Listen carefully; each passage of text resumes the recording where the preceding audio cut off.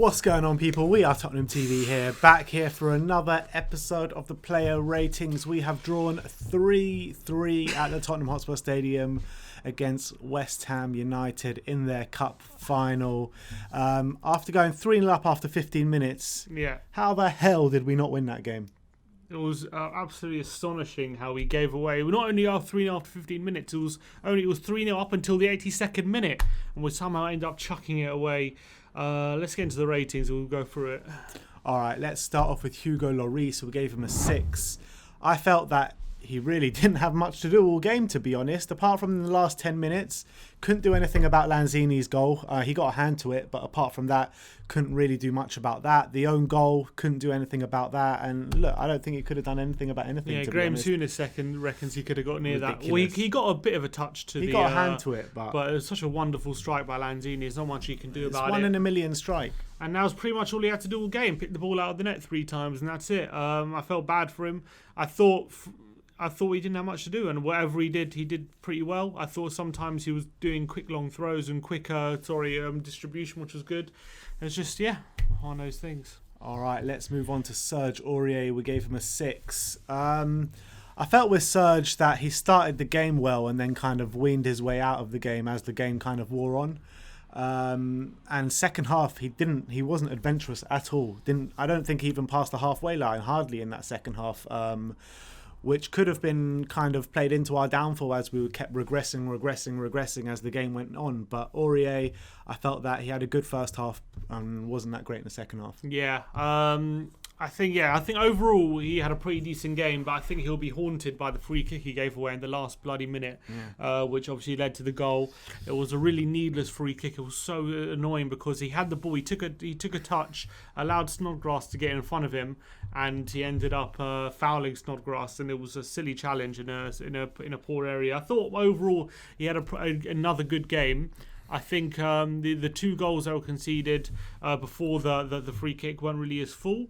I think he was aggressive. I thought he got forward well in the first half mainly.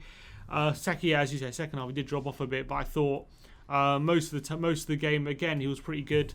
But if Matt Doherty has a good game on Thursday, it kind of opens the door a bit for him to get in because of that. Just because, as we always said, Aurier, he was as we said against Man United, like he's great for most of the game, but then he has lapses of concentration, and unfortunately one of them happened in the 93rd minute. Yeah. Let's move on to Sergio Reguilón. We gave him a 7. Absolutely beautiful assist for the goal. Lovely cross into Harry Kane to find the header.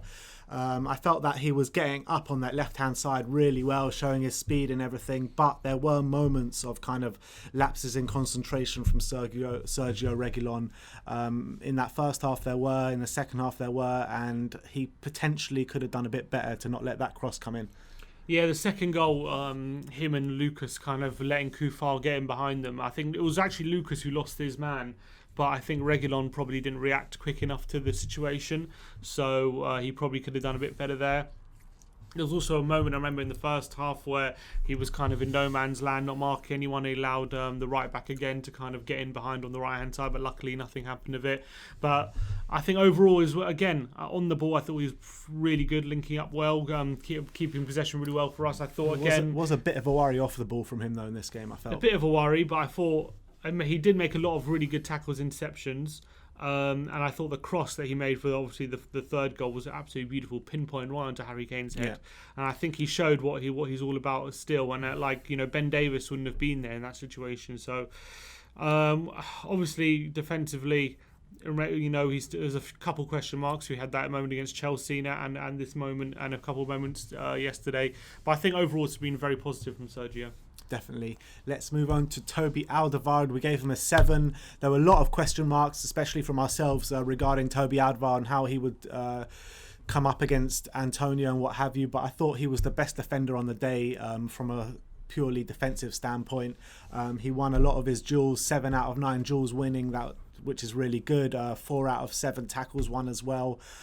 So I thought he pretty much dealt with everything that came his way. So I thought it was a good display from Toby. Yeah, I thought he barely put a foot wrong all game. I know we conceded 3 goals, but he really couldn't really do much with any of them, to be honest. I thought Toby was fantastic. He marshalled Antonio really well. Antonio barely had anything. The only thing he did was he had that deflected shot that fell to Fornals, which they nearly scored from. But other than that, I thought he was absolutely fantastic, and I think he answered a lot of critics in terms of people worried about whether he could compete physically with Antonio. He didn't have to. He just positioned himself to prevent Antonio getting the ball. And I thought he did his job, and he got let down by the rest of the defence. Yeah. Let's move on to Davinson Sanchez. We gave him a 5. I mean, this guy really needs to start cutting these mistakes out of his game because they're costing us now. If the attack wasn't on full song against Man United, that penalty in the first minute could have cost us. That own goal against West Ham really cost us. And I thought it was a own goal in such a stupid position. He was pretty much uncontested in that box, and he puts it in the back of his own net. Really sloppy from Davinson. Yes and no. Look, he was uncontested, yes, but that cross is going to the back post and Bowen's there, so he has to get something on it, and I feel for him in that sense. But he kind of stoops for the header. I wonder if he feels better off going with his left foot trying to hook it away as opposed to getting so down low to get a backward header where it's difficult, a lot harder to control where the ball's going. It was poor from Sanchez, but I feel like yeah, it was poor. He should have done better, but it's not like it wasn't like one of these ridiculous own goals where it was simple. It wasn't simple, but he should have dealt with it better. And you're right; these mistakes are they're starting to cost us. And I feel bad for him in a way because I thought for 82 minutes. He was really, really good, and I thought he dealt with everything that came towards him. How many times he cleared the ball? Antonio, as I said before, he just didn't have a sniff all game, and he's been running riot ever since the end of lockdown. And he barely had a chance. And I thought Sanchez was defending really well, but I thought it wasn't just the own goal. I thought towards the end he really did let us down. I thought from the free kick he could have been more commanding as well, although he wasn't the only one at fault. And I thought he kind of had this air of panic about him near the end of the game, and I think it didn't help the team at all. And it's frustrating with Sanchez because he's been here a while now, and it's always like waiting for that moment. When's he going to step up and improve? When's he going to come that defender we spent £40 million on? I've questioned him a lot of times in the past, and maybe it's coming to the fore now with Joe Ronan coming in. Hopefully he pushes him. Hopefully he pushes him for a starting place, because Sanchez keeps making these errors. And it's quite worrying. It's frustrating. It is very frustrating. But he's got it physically, and as a player, he's got talent and he's got the physical qualities. But it's just about cutting out the mistakes and just being it in the mind. We've all said it. He's got the attributes to be a top defender, but it's these moments that really, really, really let him down. And they keep repeating themselves time and time again. Yeah. So look, let's move on to Moussa Sissoko. We gave him a 6. I thought it was an okay display from him. Nothing too great, nothing too bad. Full of running in that middle of the park, provided a lot of energy and let kind of Tanguy Ndombele do the good work that he did. But nothing too much of note from Moussa Sissoko for me. For me, there's quite a bit of note actually for me personally. First of all, I thought we had a pretty good game overall in terms of, for the first 82 minutes, you could probably say about the whole team. But I thought in terms of competing physically in the middle of the park with Souček and Rice and Fornals, or they played back 5, didn't they? So Souček and Rice, I thought he dominated. He helped dominate the ball. I thought him, Højbjerg and Ndombele had a lockdown for most of the game. But that first goal, he made 2 mistakes. The first mistake was giving away that needless free kick on the right-hand side where there was no danger. He didn't have to give away a free kick. He gave it away. Fine. Second mistake, he was marking Balbuena and he doesn't jump. He doesn't jump, doesn't challenge for the ball, gives Balbuena a very easy leap, that's true. And it's a goal. So Moussa Sissoko has got to take a lot of responsibility for that first goal for sure. But other than that, I don't think there was too much to know. But it's very frustrating, that free kick he gave away. I'm just frustrated with him that he had those moments. I think overall he did out of possession anyway. I thought he did really well. It's lapses in concentration. That's what it is. And it's just a bit of complacency. It's quite frustrating. But I think overall he helped dominate midfield, and I think it was, if it wasn't for that last 10 minutes, you're talking about an unbelievable performance from the whole team, but unfortunately it is what it is, and he contributed heavily. heavily to those last 10 minutes. Yeah. Let's move on to Pierre-Emerick. We gave him a 7.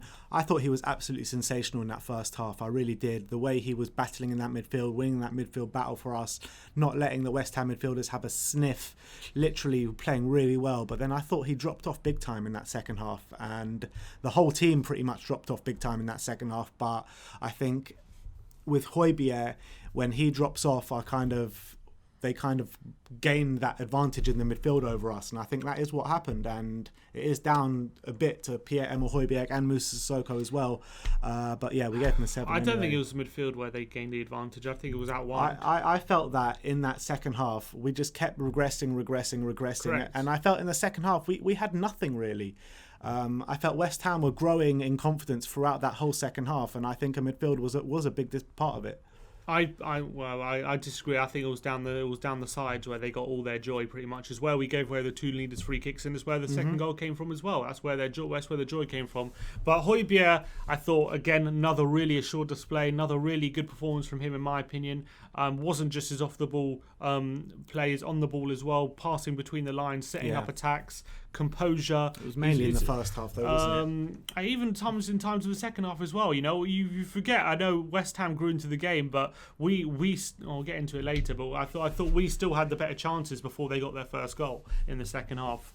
But I think Højbjerg again. I think his new role, dropping in between the centre backs and shielding, it's perfect for him and it's perfect for us. And I think he's really coming into his own, and he's showing off his ability to not all just off the ball but on the ball as well, which people doubted him for. And I think his passing's been very underrated, and it was quite good again. Yeah, his passing is definitely underrated, but you want to see the team put in. I'm not just talking about Højbjerg here, I'm talking about everyone. You want to see the team put in these kind of efforts for the whole 90 minutes. Correct. But that's just for me. Let's move on to Tanguy Ndombele. We gave him an 8. I thought Tanguy was absolutely sensational. I mean, the only way West Ham could get the ball off him was fouling him, and he just controlled that midfield pretty much. I mean, no one could even get close to him without fouling him.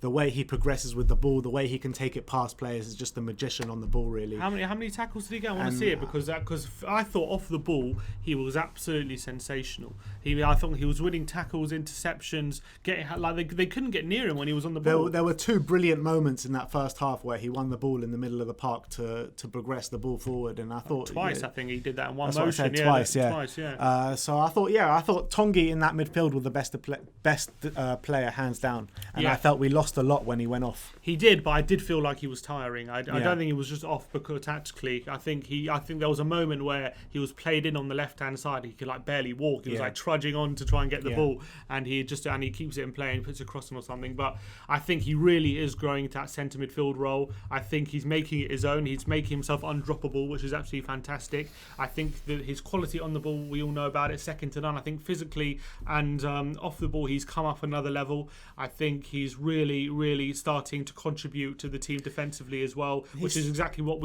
everyone was criticising him for. He seems to have a physical edge over his counterparts against him in midfield now, where as opposed to where last season you would say he wasn't physically all there. Now you can see he's an actual beast in the middle there. Yeah, off the ball he wasn't running at all last season, and now all of a sudden he's making tackles, he's making interceptions, he's getting involved, and he's not a liability. That's the main thing.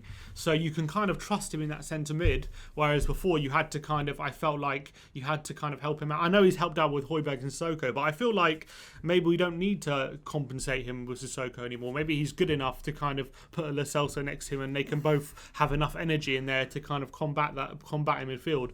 Because I thought physically he's on another level, and Souček and Rice couldn't get near him, to be honest, the whole time, and there was no surprise that it was 3-0 when he went off, and it was a bit of a turning point in the match when he went off. But I don't think Mourinho had much of a choice when bringing him off at the time, because I think he ran himself into the ground. Let's move on to Steven Bergwijn. We gave him a 6. Yeah. I felt that he started the game really well. There was a lot of intent there. There were a few nice moments when he was winning the ball high up the pitch and fighting defenders and winning the ball nice and physically well. But there was still a big lack of quality from Steven Bergwijn, I felt, and also he kind of fizzled out the game as the game wore on and then eventually got taken off. Yeah, I think it was an opportunity for Bergwijn to stake a claim in the first team big time. He's been left out a lot of the lineups since the start of the season. I thought he started off the game well. He was involved in the second goal pretty well. Played in by Harry Kane, and his cross was just about to hit Son before he got intercepted. I thought we had a few nice moments, but I thought he was a bit anonymous. Apart from after in the second half, I think obviously the whole team did drop off. He wasn't the only one. But I felt like he could have contributed more, and especially with Bale now coming into the squad, and he's got obviously Lamella and Lucas also behind him. He has to start contributing more often to kind of stake a claim if he's going to really stake a claim to be in that front three. And when opportunities like this, especially when we're like 3-0 up and West Ham have to come out and there's going to be space in behind, he has to start really making a difference and getting some goals and assists himself. And I thought he did contribute well defensively, but I thought he should do more, to be honest. Yeah, I 100% agree with that. Heung-min Son, we gave him an 8. I mean, this guy is dynamite at the moment. He's scoring pretty much every chance he had. He had 2 shots on goal yesterday, scored the 1 goal, got the 1 assist.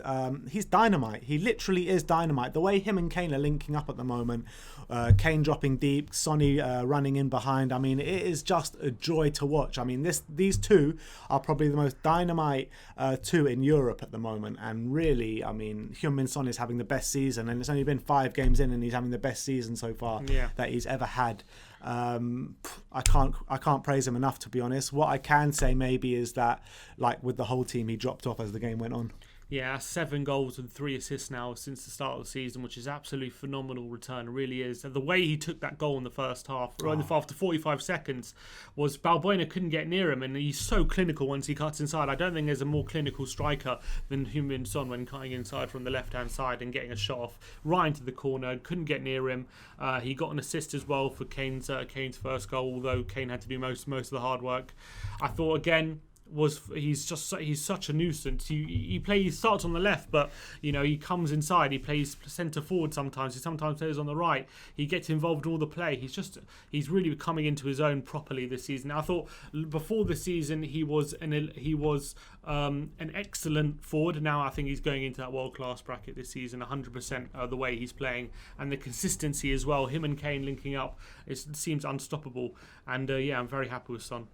It's just so lethal. I mean, he doesn't need chances to score goals. 1 chance, 1 goal, bang. Yeah. And he's been doing that all season pretty much. It's not just this game. Yeah, so clinical. Let's move on to last but not least, Harry Kane from the starting 11. We gave him a 9. What can I say about Harry Kane? Yet again with an absolutely sensational performance. First half, he was pretty much unplayable. 2 goals, 1 assist in the first 15 minutes. That shot, that finish for his first goal was just making Rice. Yeah, you know what I mean. He sold Rice down the river and then puts a lovely shot to beat who's in goal for them. Fabianski. You know what I mean. I mean, like, just sensational from Harry Kane, and the De Bruyne-esque passes. You were saying during the watch long that's probably the best one of the lot in the first 15 in the first minute of the game. So deep in his own half. It was unbelievable to find Son in behind there with a pinpoint pass. That might be his best assist of the season, although the last one at Southampton had also. Yeah. It's so difficult to pick because they're all sensational. They're not. These aren't typical assists where he's just like rolled it across the face of goal or something. Or these are world-class passes that any playmaker in the whole of Europe would be proud of. And if this carries on from him, these assists at this level and the goals at this level, if he can keep this up the whole season, are we talking about the best Premier League striker we've ever seen? Probably. I think this might be... I mean, look, if he carries on this rate, then it's the best individual season we'll ever see. I don't know if it's going to be impossible to carry on this rate because it's ridiculous. I don't think any player has had 12 goals and assists, goal contributions in 5 games. I think he's the first player to do that. Yeah, I think he broke Thierry Henry's record. Really, Thierry Henry had the record. So look, he's got 5 goals and 7 assists. I'll say during the watch along, take away his 7 assists, and he's still having a great season with 5 goals in 5 games. Yeah. The fact that he's got 5 goals, including 7 world-class assists as well, just shows the quality of the man. And just a variation in his game, playing a De Bruyne-esque through ball, and a nutmeg and a finish from 25 yards, like he was Neymar, a towering header like he was Alan Shearer, a block in the 6-yard box like he's John Terry. This guy has it, and I just feel sorry for him because we let him down. Yeah. That's the fact. You can see it at the end. You can see it then how dejected and disappointed he looked once that goal went in, and once we've chucked away 3 points, because he had done wonders yesterday and it all went for nothing pretty much. He worked his socks off. He played a world-class game. He was absolutely amazing. And it was nothing he could have done. Even right at the end, he was the one who headed the free kick away. He even had right at the end, he's the one doing the defending. Just those, and we got let down. All action displays, defense, midfield, attack. He has it all. I feel bad for him. He has it all. And he could have had a hat trick. He hit the post with a wonderful strike with his left foot, weaker foot, 25 yards out, hits the post. He could have had a perfect hat trick. That sliding challenge at the end of the first half was something else. It really was. The guy literally has it all. He's 100% the best player in the Premier League right now, no doubt about it. There's no way anyone can argue about that. But it's just, I feel bad that we're only on 8 points after 5 games, because the way he's played, we should be on 5th or at least 12. I know the Everton game, maybe he wasn't his best, but we should at least be on 12 points, and he's probably just as frustrated as anyone. I mean, out of 5 games, 4 of them, you would say, 3 of them, let's take the Newcastle game out of it. 3 of these games, he has been like world Newcastle, class. He was fantastic. Yeah, he was absolutely fantastic. He was fantastic. He just didn't put the ball in the back of the net with the amount of chances. And he got an assist. He got an amazing assist. He played an amazing through ball to Son. But what I'm saying is top class. You know, he wasn't clinical in that Newcastle game. The other 3 games, he was top world class. Correct. Yeah. Well, if the Newcastle game was like an 8, the other games have been a 9 or a 10. You know what I mean? Yeah. Let's move on to the substitutes. Let's start off with Gareth Bale. We gave him a 5. This was supposed to be the home cover. Yeah, I mean, it was a party when he came on. We were 3-0 up. We ended up drawing the game 3-3. He has that chance, completely skins Ogbonna, goes 1-on-1 with the keeper and puts it wide. If he puts that in, on another day he does put that in. Probably 9 times out of 10 he puts that in. He shanked it quite badly though, he did shank it really badly. But, you know, it wasn't even that near. No, it wasn't. You're talking about if he scores that, it's game over. Done. Yeah. That's going to haunt me, that chance. Yeah, I know. But I mean, he needs to come back quick from this one. We don't want anything like hanging over him. And I'm just wondering, is it going to take us, how many games did it take us for us to win? 24. Or we're going to go for another curse. Look, not a lot has been made, but a few things have been made of Gareth Bale's cameo. I'm not going to lie to everyone. I'm not going to sugarcoat that he was great, because he wasn't great when he came on. No doubt about it. He did seem short fitness. A few times he made some loose touches. He seemed like he was giving the ball away. A few headers went wayward. However, what I will say is I think you can already see what he's going to bring to the team as soon as he came on.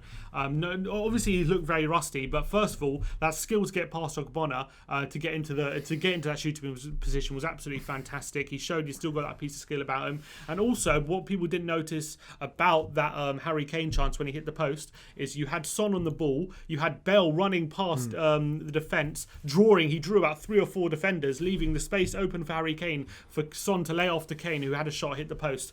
And we're going to be seeing a lot more of that. I'm telling you that right now, because Kane, Son and Bale, they all demand attention, and you can't give them all equal amounts, so they're going to have to leave space for at least one of them. And although, you know, I don't think it was his fault by any stretch that we gave away the 3 goals. And although we did end up giving away 3 goals, I still saw some things there in that 20-minute cameo that excited me. And I think I can't wait to see him getting to full fitness and getting those front 3 together, because it's going to be dangerous. I mean, for me, just seeing him in a Spurs shirt on the pitch was enough. But some things I saw were the off the ball speed. I thought he actually looked really fast off the ball yesterday, and I felt that was kind of some excitement for me. And yeah, like you said, the way he took it past Ogbonna, there were some really good moments in there from Gareth Bale, but obviously he's not match fit yet, and we just need to keep giving him those minutes to get him match fit. Hopefully he starts on Thursday. He was rusty, no doubt about it. But people making these compilations about, you know, these 2-minute compilations, like, all right, you have your moment, but you watch. I think exactly. He's going to come good. Let all these people have their moments until we really come to the fore. But let's go to the next sub, Harry Winks. We gave him a 5. I thought I just don't think it was a good display from Harry Winks. I felt that he could have done better for the last goal. I know he intercepts the ball. He intercepts the ball well, and he does what he should be doing. But you got to get the ball further away from that. I know there's an argument to say that maybe he can't get the ball away, but I feel that if you go diving in and just get as much leather on your boot as possible, you get that ball away. You don't just play it to the nearest West Ham player. He didn't. Look, everyone's banging on about this Harry Winks thing right at the end of the game, and I feel for him a bit because the ball comes out, it's about to fall quite kindly into Snodgrass, and he just has to get it away from him to avoid him getting the shot off. He gets a toe on it, and it ends up falling to Anzini. Obviously, it goes in the back of the net. I'm not sure how much more he could have done. Could he have got more? I have to see it again, but I don't know how much more distance he could have got on it. If he could have got more distance. He stretched and then got a toe on it. If Toby Alderweireld or defender is coming out like that, you're telling me the ball goes straight to Lanzini? No, the ball will go down the other end of the pitch. I don't know. Who knows? I don't know if Toby would have got there. I think Winks did well to get to the ball in general. I don't. People saying he tried to take a touch or anything. That's not what happened. He just tried to get the ball away from Snodgrass, who was about to take a shot. And look, it did fall to Lanzini. He tried to close down the shot, but he was blocked off by O'Connor. Yeah, that he was unlucky for. But I'm telling you, he could have got the ball further away. Maybe. And I think he's an easy scapegoat because obviously we're 3-0 up and he comes on, we drew 3-3. I don't think he did too much wrong. He didn't do too much right, in fairness. I don't think he was great, but I don't think he was the reason we drew 3 or anything like that. People are putting a lot of blame on him, and I think it's a bit harsh in that instance. I don't think he was to blame for us drawing 3-3, although I don't think he was to blame as more than anyone else, in my opinion. Like, he was as part of the team as anyone else. Of course, it's all part of the collective. But I just feel bad. Everyone banging on about him on social. Like, I don't think. Of course, but that's always going to happen when something like that happens. But at the end of the day, it falls to Lanzini, and only 1 in a million shots that Lanzini shot goes in. So exactly. I mean, if that shot balloons over the bar, nobody talks about it. Yeah, it's one of those things. It's one of those things for Harry Winks. But look. You got to say he's way down the pecking order at the moment because Ndombele just has that position down pat. He's not getting him. Ndombele has that X factor. I mean, Harry Winks has he's got a lot to improve on. He really does. Winks wishes he could do what the stuff Ndombele can do. Yeah, and that's the fact of the matter.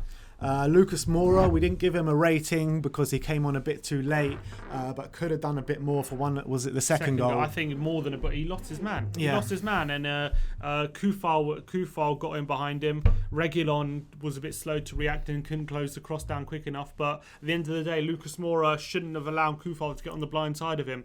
And this is a midfielder who kind of prides himself, or Mourinho anyway says that he's very good in the defensive side of the game. He is. We've seen it before. I know, but he wasn't very good in that sense yesterday.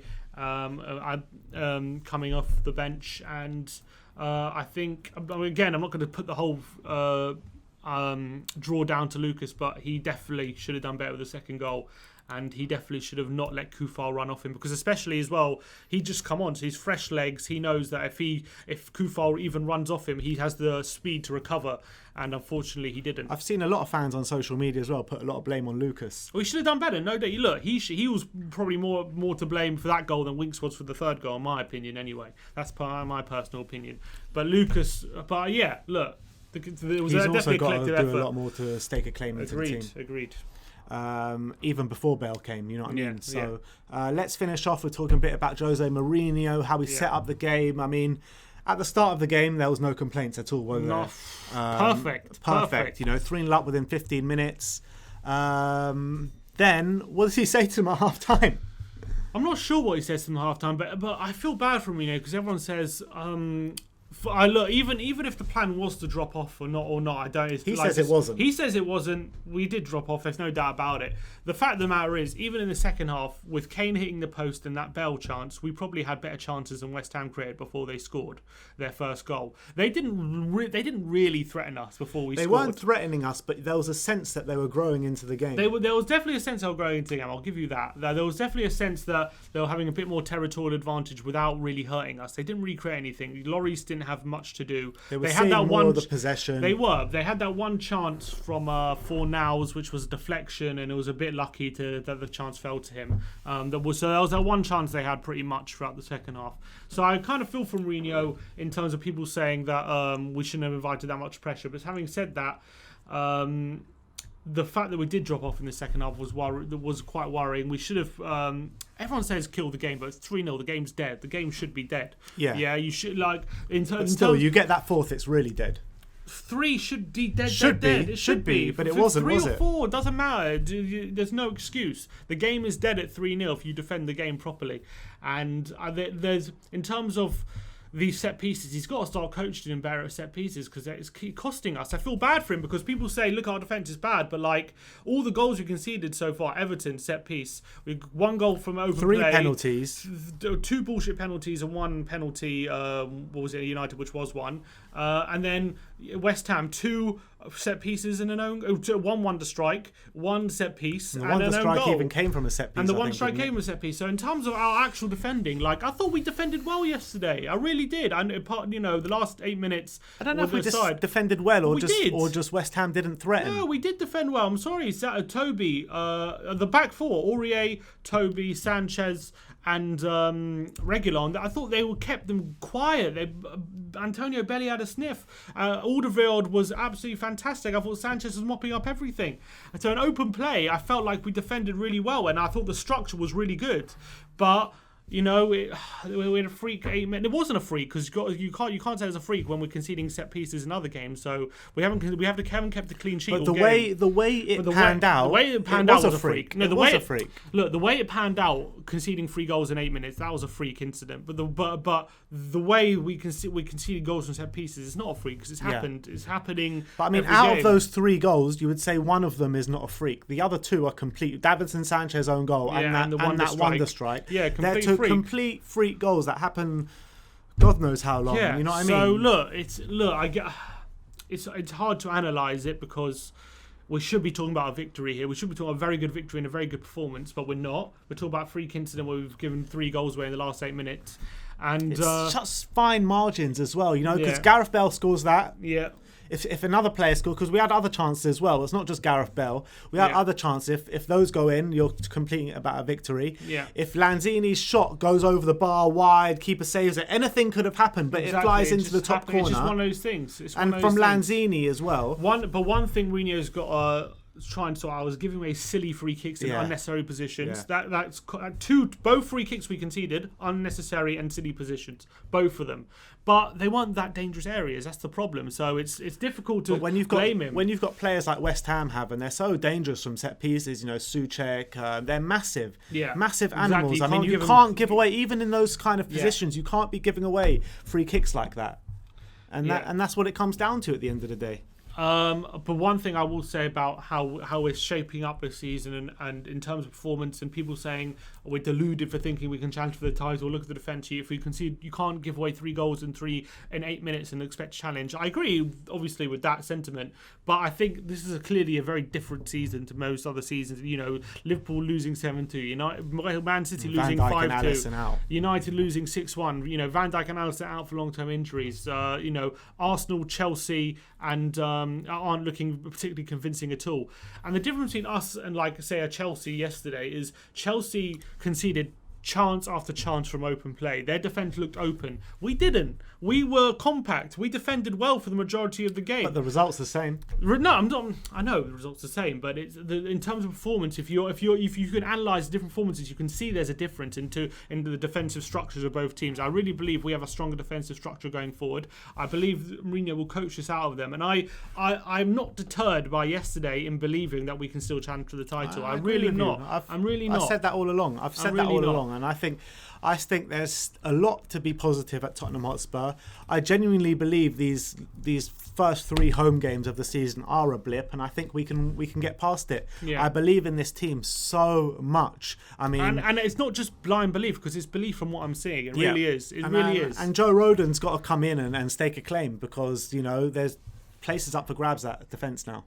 Those results against Newcastle and West Ham are going to sting. They're going to hurt, and they do hurt. And hopefully they don't end up costing us at the end of the season. But I really believe, based on the performances we're putting in right now and basing it on what I'm seeing from our rivals so far, I think we're stronger. I really think we're stronger. We're playing better football. We're playing more structured football. And even defending, I think our defence looks more solid than theirs. Even though we haven't kept a clean sheet, I can see with my eyes our defensive structure and and the strength of our defence compared to our rivals, and I really think that we're looking more solid. Even though, as I say, we haven't kept a clean sheet. People might say I'm stupid, but that's how I see it. And time will tell. Time will tell. When you look at it, Liverpool and Man City have only kept clean sheets to Arsenal this season, and Arsenal can't attack for toffee. Literally, they can't put an attacking move together this season. So, I think when you're looking at defensive shapes, us, Liverpool, Man City, maybe if Liverpool had Virgil and Alisson in there, it would be a different story. But they don't.